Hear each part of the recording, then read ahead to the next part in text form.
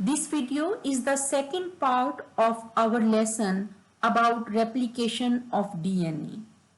In the previous video, we have discussed certain points about the replication of DNA. We have already discussed that various models were proposed to explain the replication process of the DNA. Along with this, we have discussed requirements of the replication of the DNA and the process by which replication of the DNA is starting. Now, in this part of the lesson, we will discuss how the elongation of the daughter strands of the DNA during the process of replication will occur and how this process will end.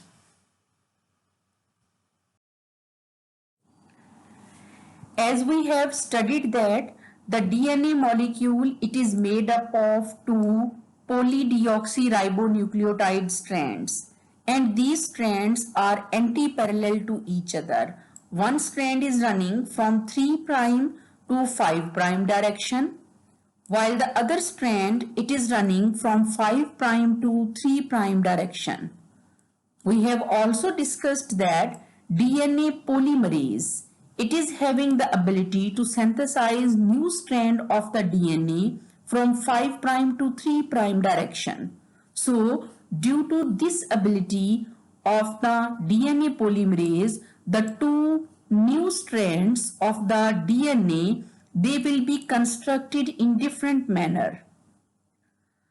One strand which is complementary to the parental strand of the DNA, which is running from 3' to 5' direction, it will be with its direction from 5' to 3'.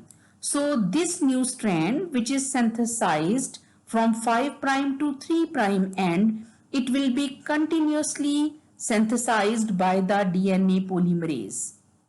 Each time when the helicase, it will unwind the DNA molecule, the DNA polymerase, it will move toward the replication fork and continuously it will prepare the new daughter strand. Now this daughter strand, it is called leading strand and it will be prepared without any delay. On the other hand, the second strand, which is synthesized from 3' to 5' direction, because here the parental DNA strand, it is running from 5' to 3' direction and the new strand, it should be from 3' to 5' direction. So here the construction or the synthesis of the new DNA strand, it will take place by another mechanism. Here short fragments of the DNA, they are prepared by the DNA polymerase. In this case, each time when the helicase, it will uncoil the parental DNA molecule, the primase enzyme, it will construct a short primer. After this, to this primer, DNA polymerase, it will add the nucleotides of the DNA. So a small fragment of the DNA, it will be constructed. When the helicase enzyme, it will further open or uncoil the DNA molecule, the primase enzyme, it will jump back toward the replication fork and here it will prepare again a new primer. After this, the DNA polymerase, it will jump back and it will add the nucleotides of the DNA to the primer. This process, it will continue. The helicase, it will again uncoil the DNA molecule. Again the primase, it will jump back toward the replication fork to construct the primer. After this, the DNA polymerase, it will jump back and it will form again a short fragment of the DNA. So here this strand, which is complementary to the 5' to 3' strand of the parental DNA, it is formed in a discontinuous manner. This strand, the new strand, which is running from 3' to 5' direction, it is constructed in the form of short fragments. These short fragments, they are called Okazaki fragments because for the first time they were discovered by a Japanese scientist, Okazaki. So here a short delay, it will occur during the process of replication. The leading strand, it will be continuously constructed without any delay, while these short segments, they will be later on joined by another enzyme. So a little delay it will occur in the synthesis of this strand which is running from 3 prime to 5 prime direction. So due to this reason, as a delay it will be there in the construction of this strand it is called lagging strand. Now here in this slide, the whole process of the formation of the lagging strand, it is discussed. We have discussed in the previous slide that the lagging strand, it is formed in the form of Okazaki fragments. In the case of eukaryotes, the size of Okazaki fragments, it is 100 to 200 nucleotides, while each Okazaki fragment of the prokaryote, it is having 1000 to 2000 nucleotides. Okazaki fragments, they are synthesized from 5 prime to 3 prime direction. During the course of replication, the stabilizing proteins, they will support the replication by keeping the DNA in open form and preventing the twisting of the open template strand so that all the nucleotides stay towards one side where the addition of new nucleotide is being done.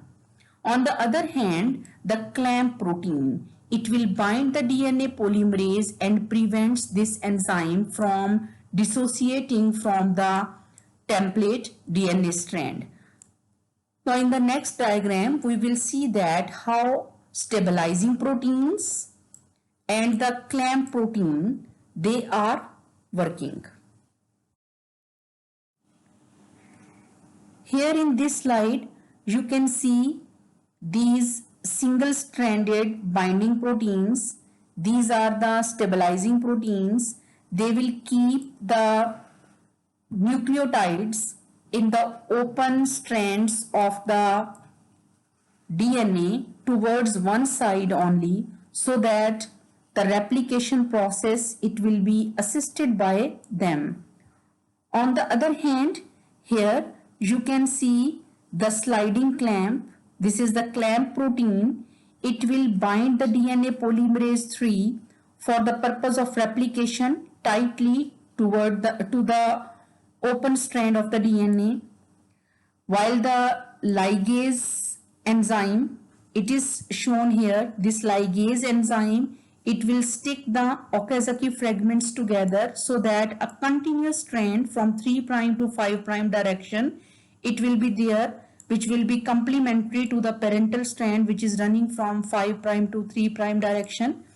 DNA polymerase 1 is relatively a small enzyme that plays a supporting role in DNA replication. On the other hand, the DNA polymerase 2 is involved both in replicative and reparative processes, particularly in 5 prime to 3 prime DNA dependent DNA polymerase activity and in 3 prime to 5 prime exonuclease proofreading activity. This DNA polymerase 2, it will remove the RNA nucleotides which are present in the primer and they will be converted into the deoxyribonucleotides of the DNA so that a continuous strand of the DNA, it will be formed.